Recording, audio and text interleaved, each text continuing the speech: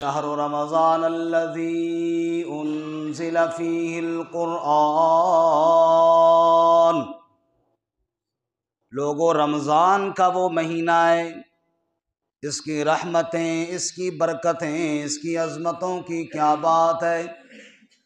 اور اگر تمہیں اس کی برکتوں کو سمجھنا ہو تو غور کرو، انزل فیہ القرآن، یہ وہ عظمت والا مہینہ ہے جس مہینے میں اللہ نے اپنا کلام نازل فرمایا ہے۔ یہ اتنی برکتوں والا مہینہ ہے، رب العالمین کا کلام اس مہینے میں نازل ہوا ہے۔ فمن شہد منکم الشہر فلیصم، وہ قرآن جو رحمتوں والا ہے، برکتوں والا ہے۔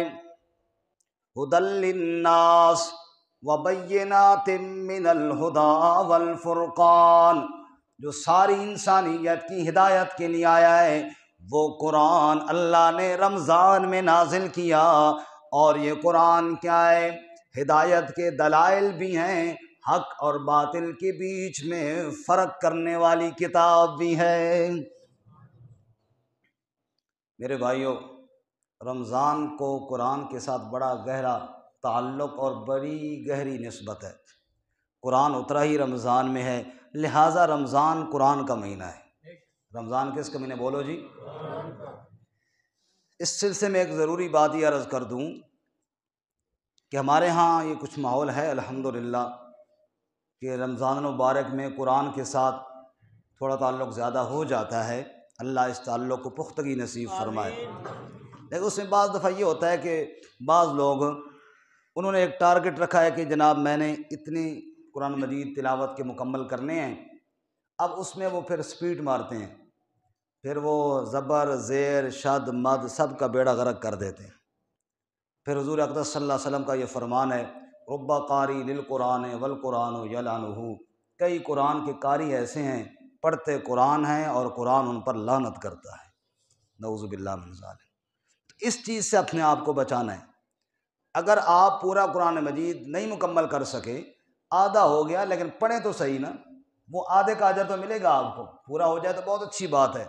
لہٰذا قرآن مجید کو ٹھہر ٹھہر کے تلفظ کے ساتھ اور پھر کوشش کریں کہ اس کو سمجھ کے پڑھیں، تو پھر تو کیا ہی بات ہے، آپ کو پتہ چلے کہ اللہ تعالیٰ نے ہمیں کیا کہا ہے۔ اور اس سلسلے میں ہمارے محلے کے اکثر ساتھی تو جانتے ہیں، پچھلے سال کی طرح، پچھلے کئی سالوں کی طرح انشاءاللہ اس دفعہ بھی فجر کی نماز کے بعد جو رات میں تراویح کے اندر ہم قرآن مجید پڑھیں اور سنیں گے، انشاءاللہ اس کا مختصر خلاصہ، مختصر تفسیر بیان ہوگی، تاکہ ہمارے سامنے آ جائے کہ ہم نے جو رات کو سنا ہے اس میں اللہ تعالیٰ نے ہمیں حکم کیا ارشاد فرمایا ہے۔ اس لیے آپ سارے حضرات خود بھی کوشش کریں اور اس میں ناغہ نہ کریں۔ فجر کی نماز جو ادھر ادھر سے ساتھی ہیں ان سے بھی یہ گزارش ہے کہ سحری میں تو ساتھ نے اٹھنا ہے، ظاہر ہے سحری فجر کی بات تو نہیں ہوتی، پہلے ہی کرنی ہے، سارے ساتھی پہلے اٹھے ہوئے ہوں گے، تو وہ آپ آدھا گھنٹہ 35 منٹ نکال کر مسجد میں یہاں تشریف لے آئیں، افطاری سحری کے بعد، سحری کھانے کے بعد یہاں تشریف لے آئیں اور نماز بھی پڑھیں باجماعت، اور اس کے بعد آدھا گھنٹہ 35 منٹ وہ سپارے کا، سوے سپارے کا وہ خلاصہ بھی سن لیں۔ ایک خاکہ سا آپ کے ذہن میں آ جائے گا کہ رب العالمین ہم سے مطالبہ کیا کر رہا ہے قرآن مجید میں۔ کوشش کریں گے نا سارے ساتھی، باقی ساتھیوں کو بھی دعوت ہے۔ ہمارے بعض ساتھی کہتے ہیں جی ہم یوٹیوب پہ سن لیتے ہیں آپ کا درس، فیس بک پہ سن لیتے ہیں، واٹس ایپ پہ سن لیتے ہیں۔ ٹھیک ہے، اچھی بات ہے، یہ چیزیں فیس بک پہ بھی ہیں، یوٹیوب پہ بھی ہوں گی، واٹس ایپ پہ بھی ہوگا، لیکن وہ ان لوگوں کے لیے ہے جو گھروں میں ہیں، جو خواتین ہیں، جو ہمارے بچے ہیں، جو مسجد میں نہیں آ سکتے۔ آپ یوٹیوب پہ پورا درس سنیں اور یہاں پر لے آؤ نا بچے، یا بیٹھ جاؤ یا آگے آ جاؤ، آپ یوٹیوب پر سنیں یا فیس بک پر سنیں یا واٹس ایپ پر سنیں اور مسجد میں سنیں، اپنے ضمیر سے پوچھیں کہ فائدہ زیادہ کہاں ہوگا، یوٹیوب میں یا مسجد میں؟ اس لیے جو مسجد کے انوارات ہیں وہ یوٹیوب پہ سننے کے ساتھ حاصل نہیں ہوتے، جو مسجد کی برکات ہیں وہ فیس بک کے ساتھ اور واٹس ایپ کے ساتھ حاصل نہیں ہوتی۔ لہٰذا یہ کوشش کریں رمضان کو وقف کریں قرآن کے لیے. یہ رمضان قرآن کا مہینہ ہے. مسجد میں آئیں, با جماعت نماز ادا کریں اور پھر اللہ کا قرآن سنیں. نیت کرتے ہیں نا سارے ساتھی انشاءاللہ؟ ہاں, جو نہیں آ سکتے, کبھی رہ جاتا ہے, اس دن آپ یوٹیوب پہ سن لیں, اس دن آپ فیس بک پہ سن لیں. لیکن یہ ہے کہ کوشش, یہ نیت یہ کریں کہ انشاءاللہ ہم ضرور آئیں گے اور مسجد میں آ کر قرآن سنیں گے. اسی طرح نماز تراویح میں بھی جو قرآن ہے, ہمارے رمضان سے پہلے ہمارے ساتھی ہمیں سپیڈ تیز کرنا شروع کر دیتے ہیں, چابی پھیرنا شروع کر دیتے ہیں. آہستہ نہیں پڑھنا جی, سپیڈ نال پڑھنی ہے. سمجھ آئی؟ کیا کرنی ہے جی؟ سپیڈ نال پڑھنی ہے. اب سپیڈ کے کیا مطلب ہے؟ یا لمون تعلمون, یا لمون تعلمون, اللہ اکبر, ٹھکتے پٹک نلی دیتے دھاگا وٹ. یہ کیا ہو رہا ہے جی؟ تراویح پڑھی جا رہی ہے. اس سے بندہ سو جائے تو وہ بہتر ہے. بندہ نہ پڑھے نا, بندہ نہ پڑھے اس تراویح سے, وہ زیادہ بہتر ہے میرے بھائی.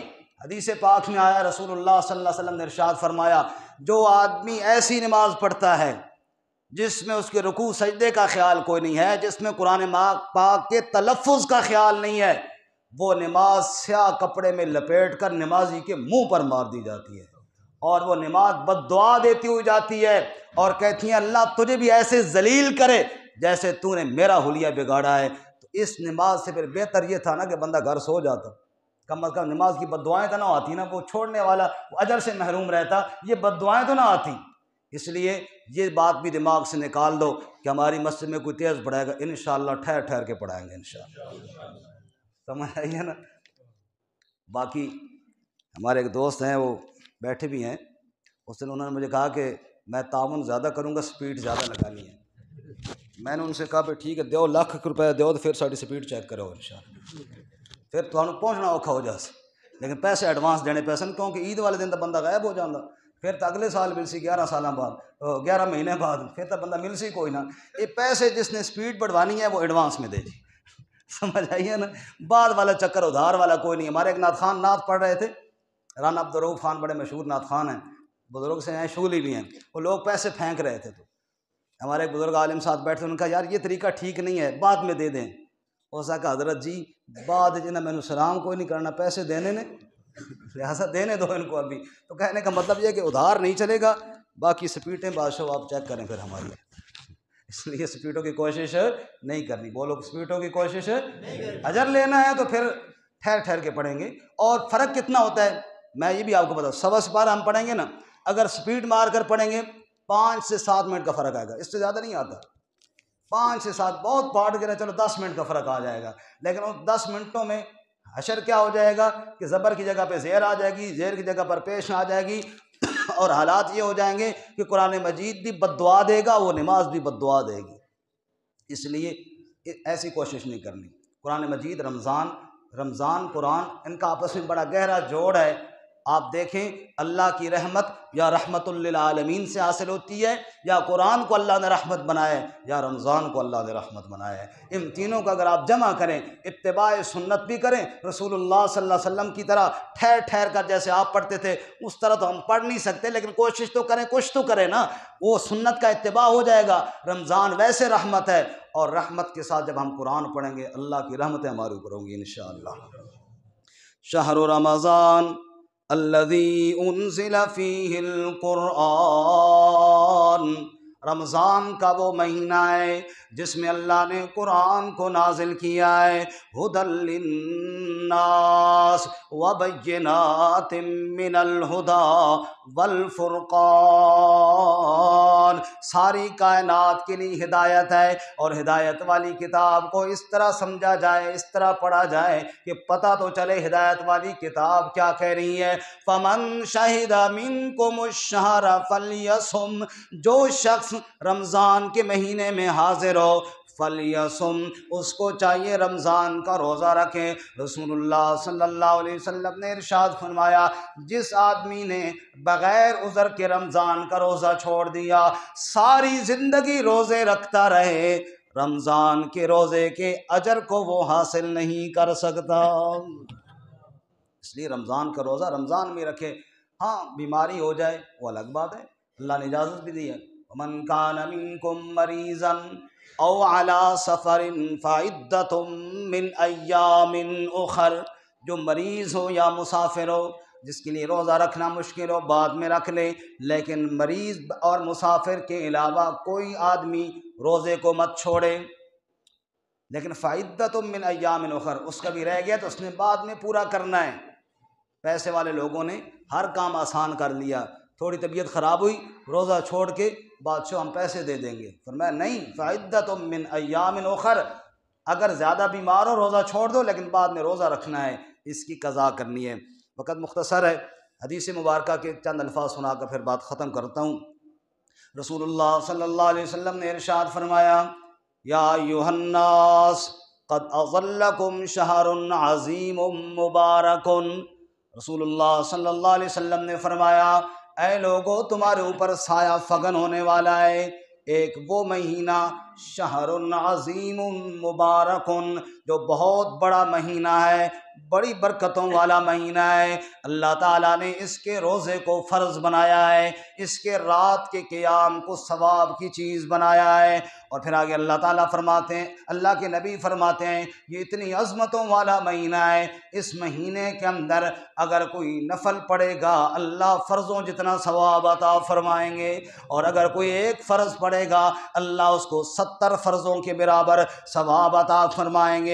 وشہر الصبر والصبر ثوابہ الجنہ، حضور فرماتے ہیں یہ صبر کا مہینہ ہے اور صبر کا بدلہ جنت ہوا کرتا ہے۔ وشہر المواسات، یہ ہمدردی کا مہینہ ہے، غریبوں مسکینوں کی خیر خواہی کرنے کا مہینہ ہے۔ بھوکا رہے انسان تاکہ تجھے پتہ چلے وہ لوگ جو بھوکے رہتے ہیں ان کا درد کیسا ہوتا ہے، جو پیاسے رہتے ہیں ان کی مصیبت کیسے ہوتی ہے۔ اللہ کے رسول صلی اللہ علیہ وسلم نے ارشاد فرمایا، اوے لوگو، جس آدمی نے اس مہینے کے اندر کسی روزے دار کا روزہ افطار کر دیا، جتنا اللہ اجر اس کو عطا فرمائیں گے روزے کا، اسی طرح اللہ اس افطار کرانے والے کو بھی عطا فرمائیں گے، اور اس کے اجر میں کوئی کمی نہ کی جائے گی۔ یہاں پر تھوڑا رک کر ایک بات سمجھ لیجیے کہ روزہ افطار کرانے کا ثواب بہت زیادہ ہے، بہت زیادہ ہے، اس میں کوئی شک نہیں۔ جیسا بھی میں نے آپ کو بتا دیا، مستقل اضافی ایک روزے کا ثواب مل جائے گا، لیکن اس میں ہمارے ہاں بعض تکلفات زیادہ ہو گئے ہیں۔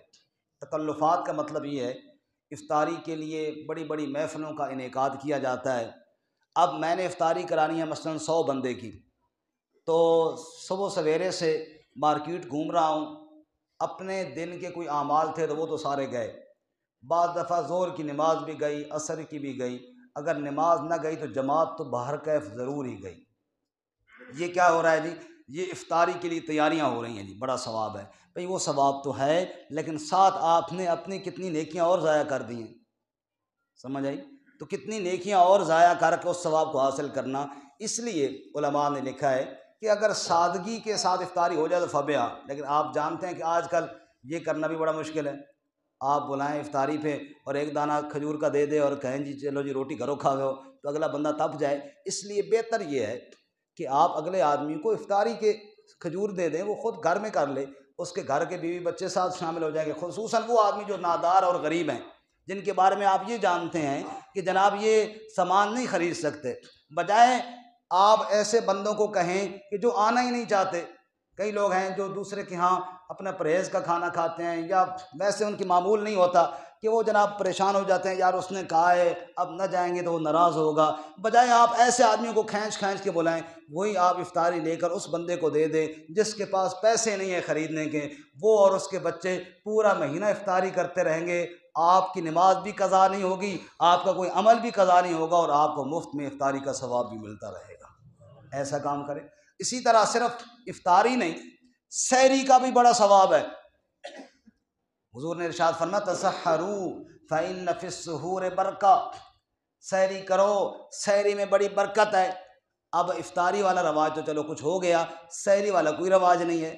اگر آپ کسی نادار غریب کو راشن دیں گے، راشن کے پیسے دیں گے، اس کی خدمت کر دیں گے، اب اس سے وہ افطاری کا سامان بھی خریدے گا، سحری کا سامان بھی خریدے گا، آپ کو دوہرا ثواب ملے گا، افطاری کا ثواب بھی ملے گا اور سحری کا ثواب بھی ملے گا۔ تو حضور اقدس صلی اللہ علیہ وسلم نے فرمایا، اس مہینے میں مومن کا رزق بڑھا دیا جاتا ہے۔ جب اللہ تعالیٰ رزق بڑھاتے ہیں تم بھی ہاتھ بڑھاؤ۔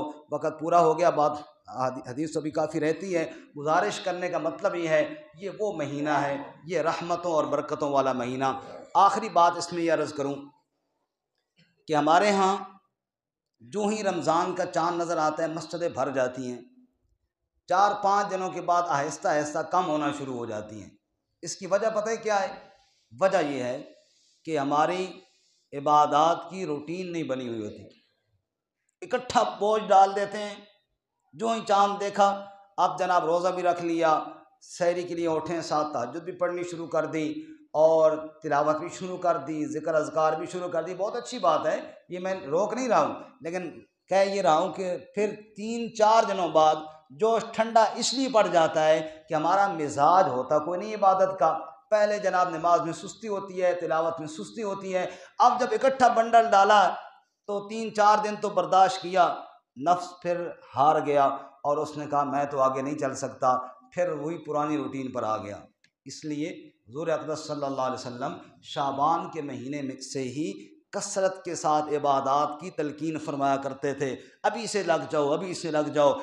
ابھی سے اگر آپ 4 رکعتیں پڑھنا شروع کر دیں گے، ان 4 کو 6 کرنا آسان ہوگا رمضان میں، لیکن ابھی اگر آپ ایک بھی نہیں پڑھیں گے تو 1 سے 6، 1 سے 20 پہ جانا بڑا مشکل ہوتا ہے۔ تو ابھی سے شروع کر دیجئے، اس نیت کے ساتھ اللہ سے دعا بھی مانگیے، زیادہ نہیں تو 2 رکعت تو پڑھ کر اللہ سے دعا کیجئے، یا اللہ رمضان کی برکتیں ہمیں نصیب فرما، عبادات کا ذوق ہمیں نصیب فرما۔ تلاوت ابھی سے شروع کر دیجئے، ابھی سے آپ شروع کریں گے، انشاءاللہ رمضان سارا شوق کے ساتھ گزرے گا۔